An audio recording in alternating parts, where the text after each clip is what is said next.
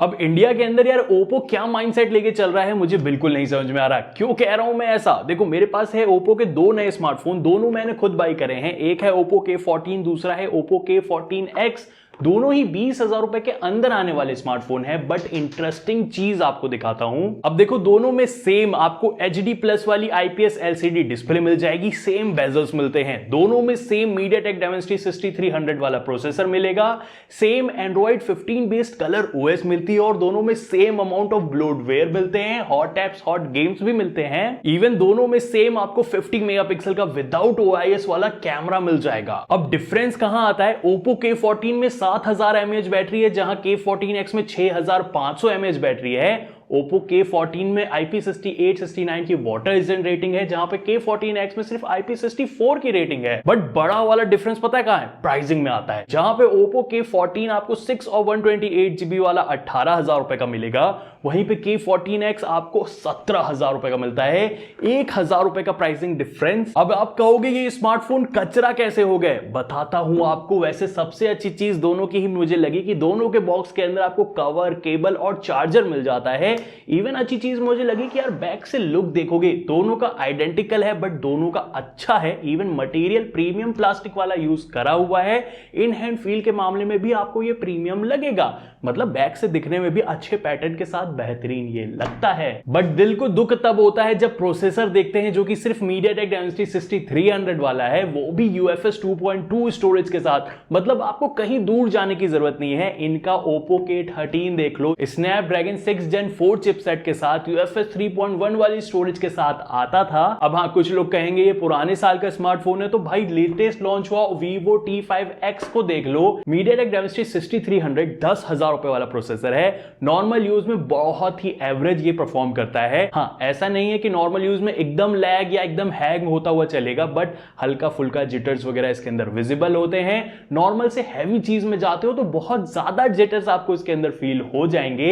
और गेमिंग करने की आप सोचोगे तो सोचना ही मत गेमिंग करना, क्योंकि उसके लिए ये चिपसेट तो बना ही नहीं है। यानी गेमिंग करना तो आप भूल जाओ। वैसे भूल जाओ से याद आया कि Oppo भूल गया है कि Android 16 लॉन्च हो चुकी है। 2026 में ये Android 15 के साथ ये अपने स्मार्टफोन को लॉन्च कर रहे हैं और इसके अंदर इतने सारे ब्लोटवेयर भरे हुए आपको मिल जाएंगे कि पूछो मत। हॉट एप्स हॉट गेम्स भी मिलते हैं। हालांकि ये मैं जरूर से कहूंगा UI में बहुत मेजर कोई दिक्कत नहीं है, लुक वाइज अच्छी मिलती है। लॉक स्क्रीन के कस्टमाइजेशन वगैरह भी आपको मिल जाते हैं। AI वाले फीचर्स भी इन्होंने इसके अंदर दिए हैं, जो कि प्राइस रेंज के हिसाब से मुझे बहुत सही लगे। बट इसके अंदर 2OS का प्रॉमिस आपको मिलता है, यानी Android 16 देंगे और Android 17 देंगे, खत्म हो जाएगा। भाई इनके पुराने वर्जन में जो कि Oppo K13X था, उसमें भी सेम प्रॉमिस था, सेम Android 15 के साथ था और उसमें Android 16 और 17 का अपडेट मिलेगा। अब लेटेस्ट लॉन्च हुए स्मार्टफोन में क्या डिफरेंस रह गया? वैसे डिफरेंस से याद आया, जो डिस्प्ले है, देखो LCD पैनल है। मैं मानता हूं इस टाइम पे अगर आप स्मार्टफोन देखोगे लेटेस्ट लॉन्च हुए, चाहे वो IQ हो या Vivo के हो, उसके अंदर भी LCD पैनल है। बट यहां पे Oppo देता है 6.75 इंच की 720p HD प्लस वाला IPS LCD पैनल, जिसके अंदर अगर आप कंटेंट वॉच करोगे तो आपको अलग से इसके अंदर दिखेगा कि शार्पनेस बहुत कम है, डिटेल विजिबल नहीं है, पिक्सल्स आपको इसके अंदर अलग से देखने को मिलते हैं। बेजल्स मोटे हैं वो तो छोड़ ही दो, आपको HDR का भी सपोर्ट आपको यहां पे नहीं मिलेगा। आउटडोर विजिबिलिटी डिसेंट सी मिलती है। मतलब कंपैरिजन के लिए इस साल का Vivo T5X अगर आप देखोगे, इसमें आपको फुल HD प्लस वाली डिस्प्ले है, जो कि अच्छी क्वालिटी की रहती है। ऑल्दो पिछले साल का इनका Oppo K13 AMOLED डिस्प्ले के साथ आया था, जो कि मुझे अभी के लिए सबसे बड़ा डाउनग्रेड लगा।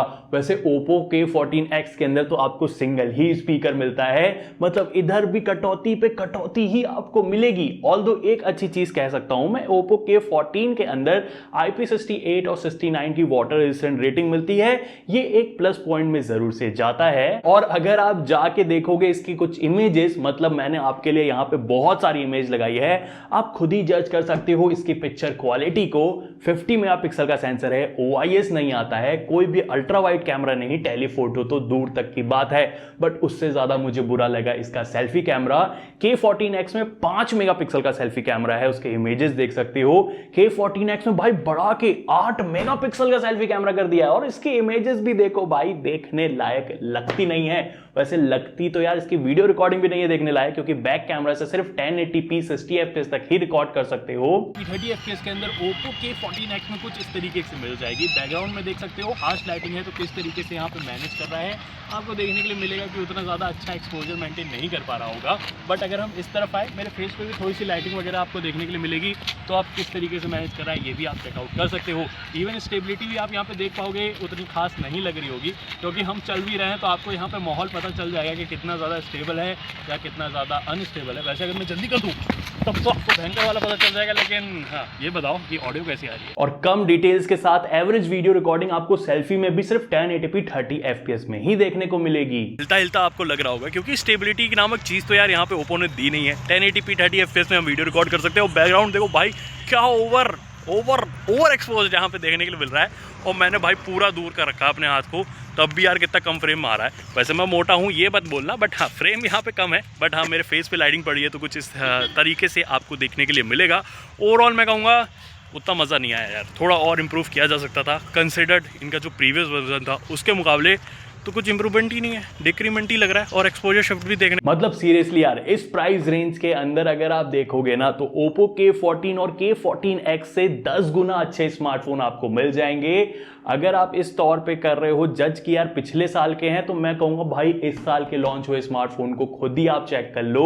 चाहे iQOO का Z11X देख लो, Vivo T5X देख लो, अभी लॉन्च हुआ Realme P4X को आप देख सकते हो, और पिछले साल वाले स्मार्टफोन तो आपको AMOLED डिस्प्ले भी ला के दे रहे हैं। इस साल यार मुझे सीरियसली समझ में नहीं आ रहा है Oppo क्या स्ट्रेटेजी अपना रहा है।